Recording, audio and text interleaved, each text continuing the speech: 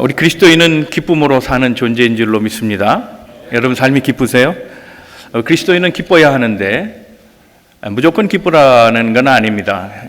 삶이 그렇게 기쁜 일이 많은가요? 그러나 그럼에도 불구하고 우리가 기뻐해야 된다는 의미는 우리가 모든 일을 기뻐할 수 있는 존재가 돼야 된다는 걸 전제합니다. 예수님께서 우리에게도 말씀하셨어요. 기뻐하라는 거죠. 바울도 그런 얘기하죠. 주 안에서 항상 기뻐하라. 다시 강조하는데 기뻐하라. 기쁨을 계속 강조하고 있는 것을 봅니다. 우리 한국 사람은 기뻐하는 삶을 살아가고 있을까요?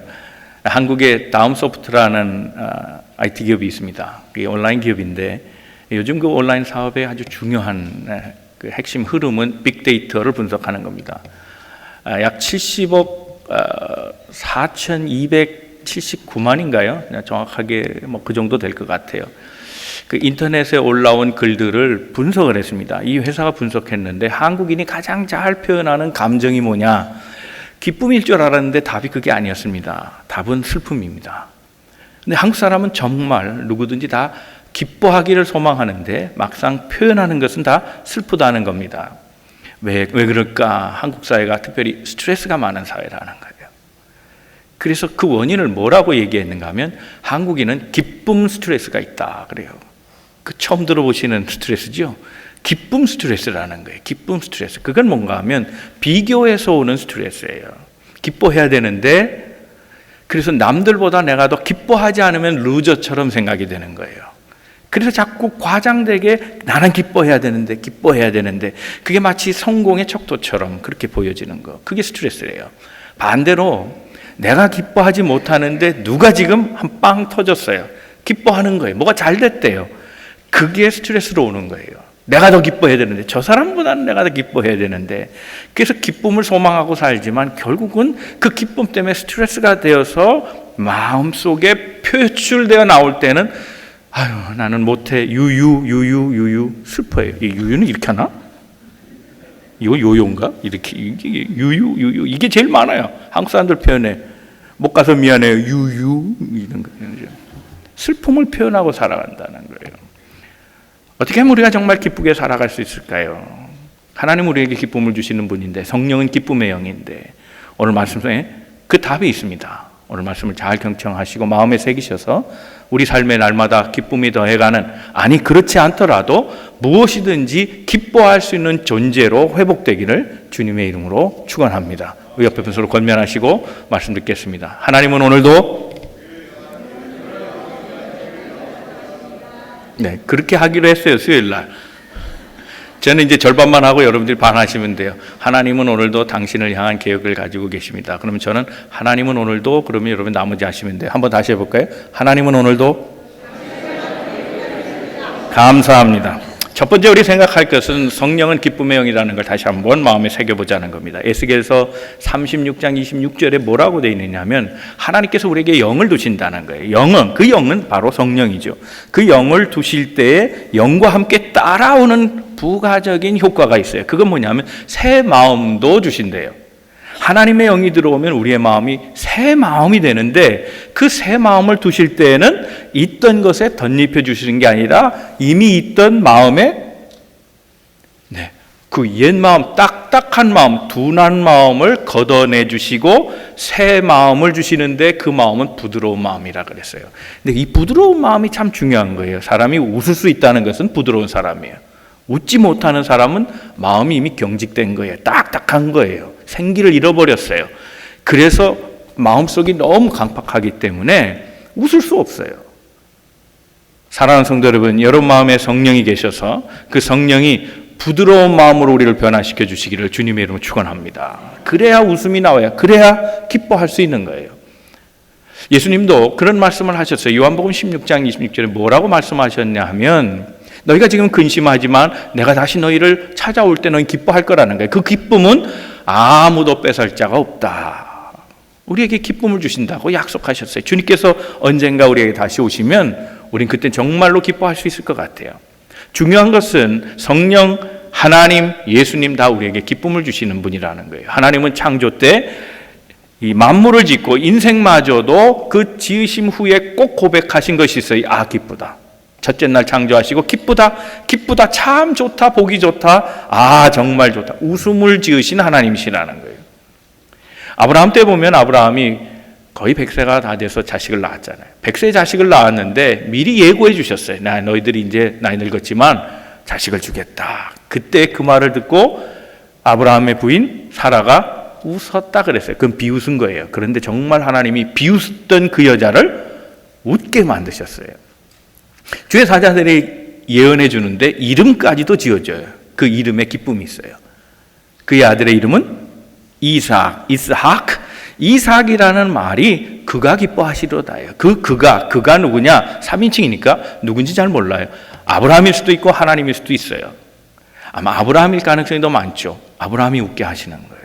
하나님이 웃게 만드셔 주시는 분이다. 웃게 하신다. 기쁨을 주신다. 웃음을 주시는 분이 하나님이시라는 거예요. 그게 중요해요. 우리가 그런 하나님을 아는 거예요. 로마서 15장 13절입니다. 다 같이 한번 말씀 읽겠습니다. 시작. 소망의 하나님이 모든 기쁨과 평강을 믿음 안에서 너에게 충만하게 하사 성령의 능력으로 소망이 넘치게 하시기를 원하노라. 아멘. 기쁨과 평강을 하나님께서 주신다는 거예요. 성령은 우리에게 기쁨을 주기를 원하시는 영이라 그랬어요. 우리가 예수 믿을 때 여러분 어떠세요? 예수 믿을 때 좀 너무 엄숙하지 않아요? 특별히 장로교인들 참 엄숙해요. 그래서 예배 드릴 때 움직이지도 않아요. 숨도 안 쉬는 것 같아요. 어떨 때 보면 그냥 가만히, 그게 경건한 건 줄로 생각해요. 여러분, 우리가 하나님과 우리와의 관계를 아버지, 어머니와 자녀의 관계로 한번 생각해 보면 어떨까요? 자식이 오래간만에 왔어요. 근데 너무 엄숙하고 경건해. 아버지가 계신데 딱 무릎 꿇고서 아무 말도 안 해요. 그거 좀 이상하잖아요. 저만 이상하군요. 좀 이상할 것 같아요. 손자, 손녀가 왔는데 얘들이 재롱도 안 펴요. 어떻게 교육을 받았는지, 너 할아버지 앞에서는 너 얌전해야 돼. 그냥 말도 안 하고 있어요. 그거 이상하잖아요. 우리 하나님 앞에 혹시 그런 모습은 아닌가? 너무 엄숙하고 말이죠. 그것이 마치 경건의 척도처럼 생각하는데 아니에요. 아버지를 기쁘게 하는 게 예배예요. 하나님을 기쁘게 하는 게 예배라고요. 그러니 예배 때 이스라엘 백성은 춤을 추기도 했고 박수를 치기도 했고 북을 사용하기도 했고 꽹과리도 사용했다는 거예요. 나팔도 불었다는 거예요. 우리의 예배가 그런 예배 되기를 축원합니다.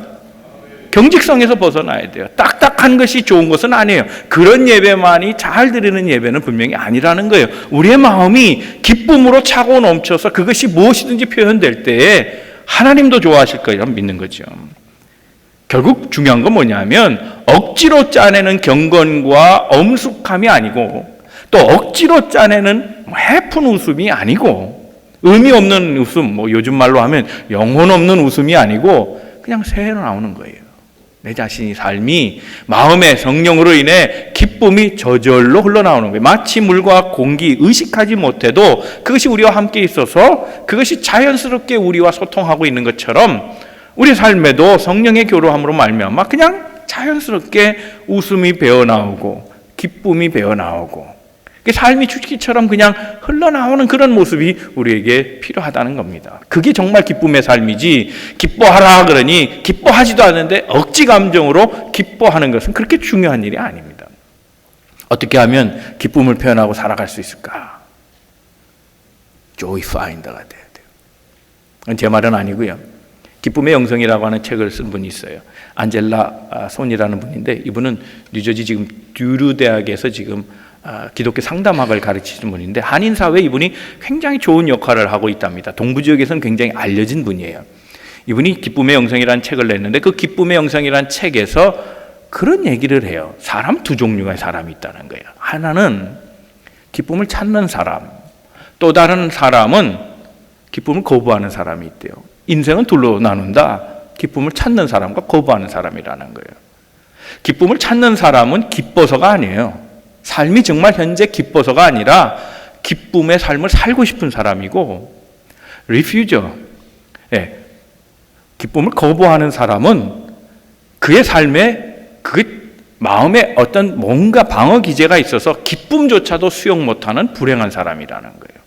그래서 기쁨을 찾는 사람은 joy finder라고 그러고 기쁨을 거부하는 사람은 joy refuser라고 말하는 거예요. refuser. 찾는 사람과 거부하는 사람은 본질에서 달라요. 그 삶의 결과가 완전히 천양지 차이가 될 수밖에 없습니다. 삶 속에서 기쁨을 찾고 살아가는 삶, 우리는 다 joy finder가 돼야 돼요. 기뻐서가 아니에요. 그러나 기쁨을 찾고자 하면 그의 삶은 기쁨으로 만들어져 가고, 마음에서 나는 기뻐할 수도 없어, 나는 기뻐하지 않을 거야, 기쁨을 뱉어내는 사람은, 습관적으로 뱉어내는 사람은, 그런 사람은 삶에 기쁨으로 엮어져 갈 수 없는, 오히려 불행이 엮여져 가는 그런 삶이 될 수밖에 없다는 겁니다. 사랑하는 우리 만남의 성도 여러분, 기쁨을 찾는, 그리고 기쁨을 찾아내는 조이 파인더들 다 되시기를 주님의 이름으로 축원합니다. 우리 두 번째 생각할 것은, 지금 나의 기쁨이 아니라면, 삶이 기쁨이 아니라면 무엇인가 대답할 수 있어야 돼요. 여러분 속에 지금 기쁨이 있습니까? 있으시면 아멘 하시고, 없으시면 뭐예요? 그러면 뭐냐고요? 그거 대답해야 돼요. 둘 중에 하나 아니겠어요? 내가 조이 파인더인지 아니면 조이 리퓨저인지. 조이 파인더라면 아멘일 것이고, 리퓨저가 되었다면 아멘 못할 거예요. 우리 그걸 대답할 수 있어야 돼요. 여러분 잘 아시는 헨리 나우인, 이분이 돌아가신 지 벌써 한 20년이 넘었네요. 이 사람은 캐톨릭의 사제였습니다. 그런데 굉장히 개신교 사람처럼 살았어요. 이 영성가입니다. 영성가인데 예일대학하고 하버드에서 강의를 많이 하셨는데, 이분이 1975년에 약 7개월 동안 뉴욕 업스테이트 뉴욕에서, 그 뉴욕주에서 거기에서 그 제네시라고 하는 그곳에 한 수도원에서 약 7개월을 수도사들과 함께 생활하면서 일기처럼 써놓은 책이 있어요. 그게 제네시 일기라는 거예요. 근데 여기에서 그는 행복에 대해서, 기쁨에 대해서 두 가지로 분류를 해놨습니다. 하나의 행복은 뭐냐? 해피니스라는 행복이 있고, 또 하나의 기쁨, 또 하나의 행복은 뭐냐면 조이가 있대요. 해피니스와 조이는 그럼 무슨 차이가 있느냐? 이분이 이런 설명을 해요. 해피니스는 어원이 happn에서 왔대요. happen, 발생하는 거예요. 일이 터진 거예요. 여기에서 오는 결과라는 거예요. 자, 보세요. 복권에 당첨됐어요. happen한 거죠. 그렇죠? 여러분 복권하고 관계없으시죠? 그렇죠? 예. 어떤 분은 자기 와이프가 복권과 같대요. 복권. 아니, 그렇게도 안 맞을 수가 없대. 이게 웃자고 하는 소리인데 또 심각해지시면 이게 리퓨저가 되는 거예요. 웃자고 하는 소리를 심각해요. 목사님 와이프도 복권인가 보다, 뭐 이렇게 생각하지만 웃자고 하는 얘기예요. 리퓨저가 되면 다 안 웃겨요. 이게 뭔 소리를 하고 있는 거야, 나보고 웃으라는 거야, 그 말이 웃겨, 이렇게 되는 거예요. 그러면 안 돼요. 딱딱해져요. 그냥 웃자고 할 때 웃는 거예요. 조이 파인더가 되시기를 바랍니다. 거기까지 아멘할 건 없지만 하여튼 그래요. 그럴 때 오는 기쁨이에요. 복권이 10불짜리라도 맞았어요. 거기 해픈해서 오는 결과, 그게 해피니스라는 거예요. 그런데 조이는 뭔가 하면 어떤 해픈이 되지 않아도 존재로 기뻐하는 거예요. 존재로 기뻐하는 거예요. 그냥 기쁜 거예요. 사랑하는 사람이 있어요? 그 사랑하는 사람이 내게 선물을 주는 거, 해픈한 거예요. 그것 때문에 해피니스죠. 그러나 그 사람 때문에 내가 기쁜 거예요. 그 기쁨은 그 사람이 준 선물보다 더 중요한 거라는 거예요. 그게 조이라는 거예요. 그러니까 이분은 어떻게 구분했냐면 해피니스보다 더 큰 게 조이라는 거예요. 근데 우리 인생은 이 조이를 갖고 살아야 된다는 거예요. 해피니스, 그거는 찾아야 돼요. 그런데 조이는 우리 삶에서 그것이 함께함으로 이루어지는 거예요. 이게 조이가 더 중요한 것이라고 말합니다. 시편 4편 7절의 말씀입니다. 다 같이 한번 읽겠습니다. 시작. 주께서 내 마음에 두신 기쁨은 그들의 곡식과 새 포도주가 풍성할 때보다 더하나이다. 자, 풍성할 때 풍년이에요. 추수 때 많이 거둬들여서 풍년이에요. 그러니까 그것이 발생한 거죠. 올해는 더 많아졌네. 해피니스가 있어요. 그런데 그렇게 열매로 주어진 것이 많든 적든 그렇게 그런 것의 그 여부에 따라서 내가 좋아하는 것보다 더 큰 마음, 더 기쁜 마음, 더 행복한 마음이 있다는 거예요. 그것은 주께서 주신 기쁨이 내 안에 있어서 그 기쁨을 내가 더 있든 없든 그걸로 내가 기뻐하거나 슬퍼하지 않는다는 거예요. 주님 자체에 내 마음에 주신 기쁨이 있기 때문에, 그 기쁨은 조이기 때문에 해피니스로 내 조이를 줄일 수도 없고 늘릴 수도 없고 없어도 되고, 그런 얘기예요. 하나님 때문에 기뻐한다, 그런 말입니다. 자, 오늘 본문의 말씀입니다. 29절 말씀 한번 다 같이 읽어보도록 하겠습니다. 시작.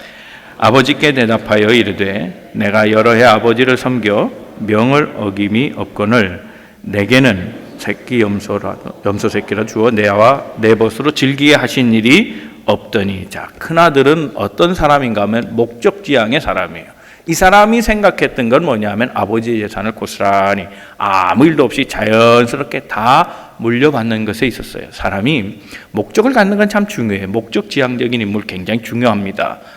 그 사람은 뭔가 목표도 있어야 돼요. 그 목표는 목적에서 나오는 거죠. 그 목적을 이루기 위한 목표를 잘 세우고 계획에 따라 하루하루의 삶을 살아가는 건 참 중요한 일인데, 만약 목적지향의 어떤 인간이 중간에 오는 삶의 모든 과정에서 행복을 찾지 못한다면 그것이 얻은들 무슨 정말 큰 행복이겠어요. 등산을 하는 사람이 목적이 정복에 있다, 산을 정복하는 데 있다, 꼭대기에 있다라고 생각하고 그리고 간다면 언제 저 산이 나오나, 저걸 정복할까, 얼마나 시간이 더 걸릴까, 얼마나 더 고생을 해야 되나, 그런 마음이 꽉 차 있어서 나무의 색깔이 뭔지, 들꽃의 아름다움도 잘 모르고 그 풀의 향기도 맡을지 못하고 그 바람의 시원함도 못 느끼고 그냥 갈 거예요. 그게 오히려 더 불행한 일이라는 거예요. 비록 정상에 올라가서 정복, 그 꿈은 이뤘다 할지라도 그건 잠깐이잖아요. 도로 내려와야 되는 거 아니에요? 중간중간에 그 산을 통해 맛보는 기쁨, 그것이 없다면 좀 생각을 해봐야 되는 거 아니겠어요? 그런데 오늘 이 첫째 아들이 그런 인간이라는 거예요. 당자의 비유는 여러분 잘 아시니까 대략 생략을 하고 아시는 걸로 전제하고 제가 말씀드리는 거예요. 이 큰아들은 오직 아버지를 생각하고 아버지의 것이 내 것이 될 때까지 아버지에게 잘 보여야겠다, 그 말이에요. 그래서 삶의 기쁨을 잃어버렸어요. 그래서 어떤 때는 친구를 불러서 잔치 한번 한 적이 없다는 거예요. 아버지가 원하지 않을 것이다. 아버지는 내가 일만 잘해야, 그래야 재산을 물려줄 것 같으니까 나는 일만 하겠다 생각한 거예요. 그래, 그 기쁨을 못 느꼈어요. 그런데 둘째가 와가지고 돌아와서 다 탕진하고 돌아와서 아버지가 잔치 베풀어 주는 거 화가 난 거예요. 나한테는 하나도 안 해주고, 내가 생일 잔치 해달라 그럴 때는 다 거절하고, 왜 저놈은 저렇게 잘해줄까, 화가 난 거예요. 그러니까 그만큼 그는 금욕적으로 일했어요. 다른 일 안 했어요. 자기 재미 안 봤어요. 그러면 아버지한테 찍힐까 봐 계속 일만 한 거예요. 일이 그의 목표였어요. 그래서 그 일이 점점 그에게 버거운 짐으로 오고, 그것이 형식이 되고 그것이 의무감이 되고 그의 삶이 되어버려서 딱딱해진 거예요. 일밖에는 몰랐던 거예요. 집 밖에 나갈 생각은 도저히 하지도 않았고 그는 일의 중심이에요. 이런 삶이 그에게는 어쩌면 그가 만들어 놓은 보더라인이에요. 그래서 놀고 싶어도 안 돼요. 재산을 가져야 되니까. 아버지한테 찍히면 안 되니까. 좀 일탈을 하고자 하는 마음이 왜 없겠어요, 자라나는 청년이. 그런데 할 수 없었어요. 넘어가지 못해요. 그래서 이런 사람은 모범생이라고 불려질 수 있습니다. 그러나 자기 안에 자기를 가둬버리고 마른 거예요. 형식적인 인간, 딱딱한 인간이 되고 말았어요. 기쁨이 없다는 얘기예요. 이 얘기는 뭐예요? joy refuser가 돼버린 거예요. 어느새 일에 매달리다 보니 자기는 이미 딱딱한 인간, 기쁨이 없는 인간, 기쁨마저도 거부하고 살아. 나는 잔치도 못해, 안 해, 잔치하면 큰일 나, 그렇게 생각하고 joy refuser가 되고 말았다는 거예요. 그래서 어떤 분이 그런 얘기를 했어요. 지금 서울여대 강의하고 계신 분인데, 장경철이라는 분이 그런 얘기를 해요. 기쁨의 반대말은 뭐겠어요? 슬픔이겠죠. 자, 그러면 힌트를 한번 드릴게요. 사랑의 반대말이 뭐죠? 미움? 아니라 무관심이라 그러죠. 그게 힌트예요. 그래서 우리 기쁨의 반대말은 미움이라고 생각하겠지만 아니에요. 무감각이에요. 여러분, 감각이 있다는 건 뭐예요? 아직 사랑이 있다는 거예요. 아직 기쁨이 좀 있다는 거예요. 감각이 있다는 건. 산상수훈에 그런 말씀이 있죠. 어떤 자가 복이 있다고요? 본문에 비춰보면 우리가 미움의 반대말이라고 흔히 생각하는 그거. 슬퍼하는 자는 복이 있나니. 그렇죠? 애통하는 자는 복이 있나니. 그렇잖아요. 애통할 수 있다? 감각이 있다는 거예요. 그런데 애통조차 안 되는 사람이 있어요. 슬픔조차 못 느끼는 사람이 있어요. 아예 슬픔을 못 느끼는 사람은 위로조차 안 통해요. 왜요? refuse니까. 거부하니까. 위로가 되질 않아요. 그나마 그래도 마음에 조금이라도 뭔가 플라스틱 상태라면, 아직 딱딱하게 되진 않았고 말랑말랑한 게 있어서 조금이라도 감각이 살아있고 느낌이 살아있다면 그 사람은 복 있는 거예요. 그러니까 기쁨이 없는 사람, 기쁨의 반대말, 기쁨이 전혀 없는 저희 리퓨저는 그 삶에 아예 감각을 잃어버리고 살아가는 그런 사람이라는 거예요. 큰아들은 의무감에서 무감각해졌어요. 여러분 생각해보세요. 동생이 돌아왔어요. 아무리 나쁜 동생이지만, 아무리 자기한테 잘못을 저지른 동생이지만 동생이 오면 뭔가 반응이라도 해야죠. 조금의 감정이라도 남아있다면, 그렇죠? 아닌가 보다. 이거 오늘 왜 이러지? 그렇잖아요. 화를 내더라도 화내고 때리는 게 그게 사랑이에요. 그죠? 그렇다고요. 감각이 있으면 이 자식이 이게, 그건 그나마 회복의 가능성이 있는 거예요. 맞고 다시 시작할 수 있잖아요. 그런데 쳐다보지도 않아요. 오늘 본문을 자세히 읽어보세요. 안 들어가겠다는 거예요. 동생이 왔다니까 안 본대. 아예 안 본대. 나랑 눈길도 안 맞추지가 그 녀석은. 이런 거예요. 감각조차 잊어버렸어요. 아버지가 아들을 안고 울어요. 그럼 뭔가 반응이 있어야죠. 자기도 울든지 아니면 화가 나든지 뭘 어떻게 해야 되는데 감각이 없어요. 쇼를 하네, 쇼를 해. 뭐 그러면서 전혀 관심이 없어. 리퓨저가 되고 말았다는 거예요. 그래서 다른 사이드에서 캐톨릭의 김건중 신부라고 해서 이분은 신부라니까 여자가 아니고 남자예요. 근데 이분은 굉장히 강의를 재밌게 하는 분이에요. 성경을 아주 재밌게 유머로 푸는, 한국의 성경도 유명한 분이에요. 김건중이라는 분이 뭐라고 했냐면 기쁨의 반대말은 냉소라 그랬어요. 쇼하네 아주. 아이고 냉소예요. 아예 비아냥거리로 삼아. 비아냥거려요. 나는 열심히 다 일했는데 저놈 돈 다 써버리고 내 재산까지 다 가져가서 저놈 다 망가진 놈인데 살살거려서 아버지한테 딱 입맛에 맞게 갖고 저렇게 도로 기어들어오다니 저것도 인간이야? 냉소적인 반응을 보인 거예요. 예, 합리적으로 생각하면 질책도 좀 필요하고 벌 주는 것도 필요해요. 저런 인간은 가만두면 안 돼요. 반드시 벌을 해야 돼요. 그건 맞는 말이지만 그는 너무 냉소적이에요. 차갑다. 차가우면 리퓨저예요. 차가우면 안 돼요. 옳은 얘기를 하더라도 바로 잡아주겠다고 생각을 해도 마음은 따뜻해야 돼요. 이걸 잃어버리면 안 되는 거예요. 그러니까 차가울 때는 야단하면 안 돼요. 그건 잘못된 거예요. 뜨거울 때 야단을 해줘야 돼요. 그게 사람이거든요. 사람은 영물이라 알아요. 이 사람이 마음이 차갑다. 알아요. 차가운 사람이 야단하잖아요. 안 들어요. 뜨거운 사람이 말해도 힘든데 차가우면 안 되는 거예요.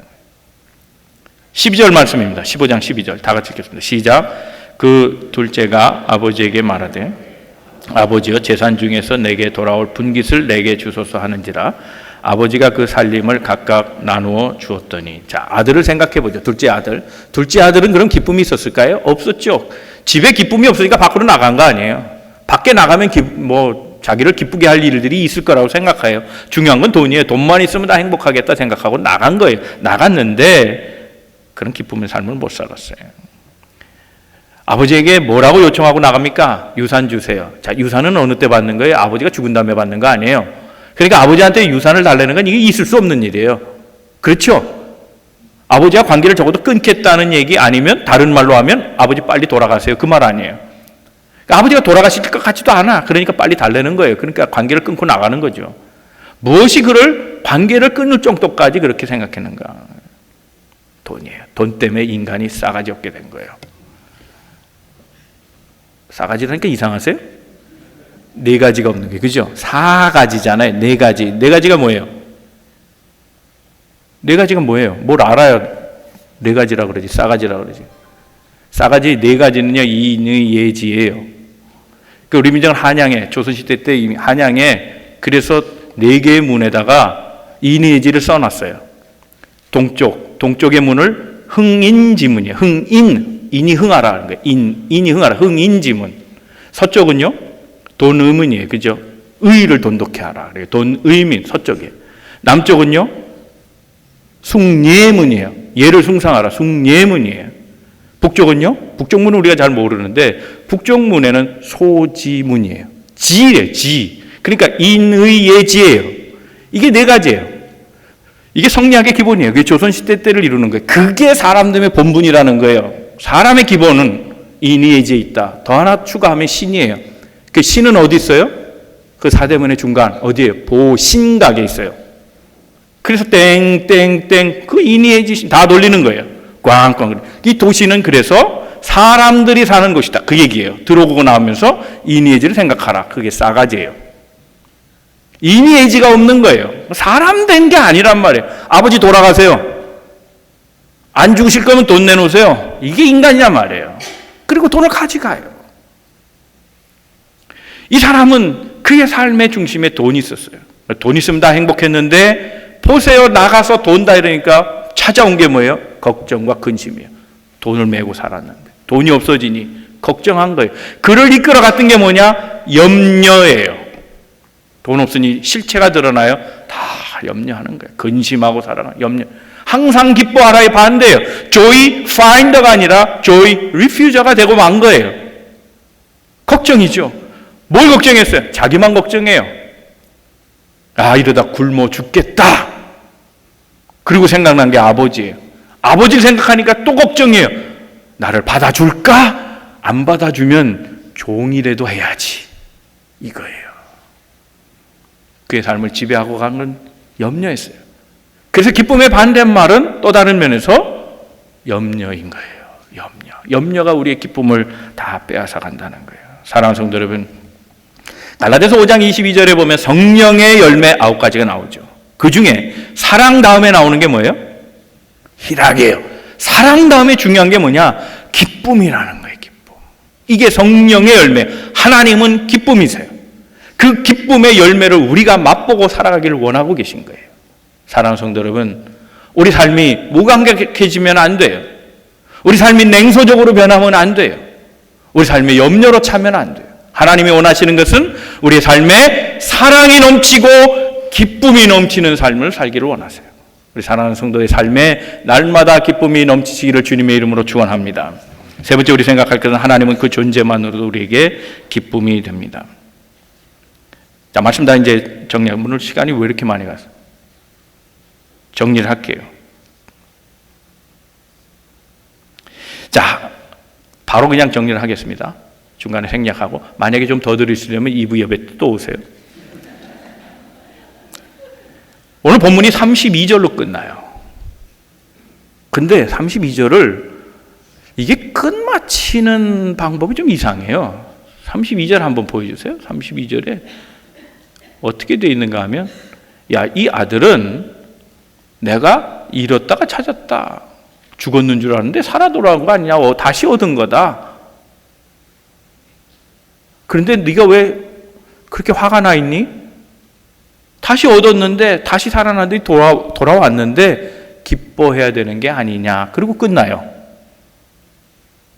33절을 보세요. 성경 있는 분. 33절 있어요, 없어요? 그냥 끝난다니까요? 없어요. 이상하잖아요. 이 결론을 내리고 그 다음에 뭐 16장을 나가야 되는데 없어요. 그냥 아버지의 말로 끝나요. 자식들에 대한 말이에요. 부탁한 거예요. 큰아들에게 특별히 부탁한 거예요.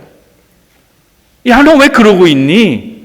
나는 기쁜데 너도 기뻐해야 되는 거 아니냐. 그래서 이지 잉글리시라는 것을 요즘 젊은 사람들이 있는 거예요. 어린아이들, 젊은 사람들. 쉬운 영어. 이지 잉글리시 번역판에는 뭐라고 되어 있는가 하면 이게 이렇게 돼요. So, we must be happy together. 이렇게 끝나요.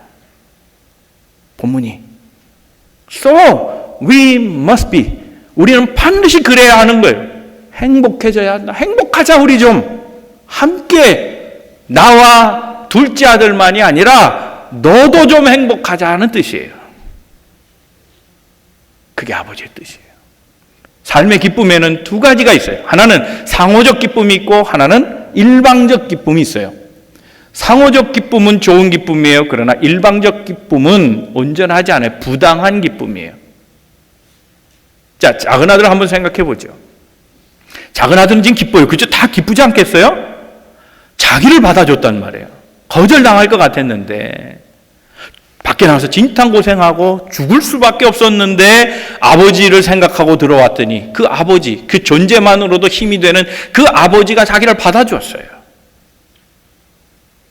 근데 형을 보니까 아니에요. 눈치가 형한테 메롱하는 거예요. 야, 아버지가 나 받아준대. 너 어쩔 거야? 해봐. 내 백 든든해 아버지야. 야 그러지? 어? 야 그러지? 이런다면 이거는 일방적 기쁨이지 상호적 기쁨이 아니라는 거예요. 매를 부르는 거예요. 이때 이날은 잔치했는지 몰라도 그 다음 날부터 두들겨 맞을 수 있어요. 큰아들을 생각해 보자고요. 큰아들. 그래, 너 아버지가 받아줬다. 내가 오늘은 참는다 너. 너 뭐라 그랬어? 아버지의 품꾼이라도 써달라 그랬지 너. 그렇지. 넌 진짜 내일부터 나한테 품꾼이. 알았어? 내 밑에 기어. 알았어? 안 그러면 너 아버지한테 얘기할래? 죽어 넌. 그렇게 되는 거예요. 또 다른 분쟁의 씨앗이 돼요. 상호적 기쁨을 가지려면 어떻게 해야 합니까? 여러분, 이 상호적 기쁨은 서로 호환되고 그래서 더 기쁨을 창출해내요.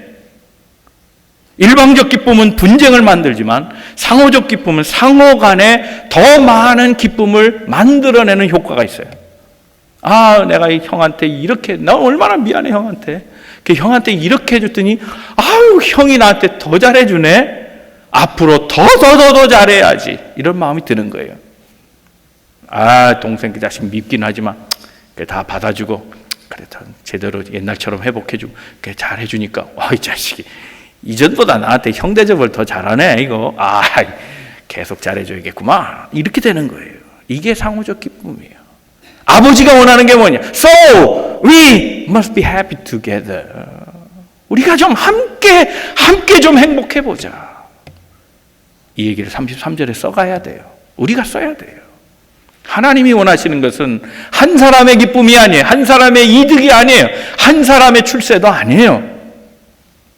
함께 기뻐하는 거예요. 함께 기쁨을 만들어가는 공동체. 이런 공동체라야 힘이 나고 이런 공동체 속에 치유가 있고 회복이 있고 새로운 삶이 있게 된다는 사실입니다.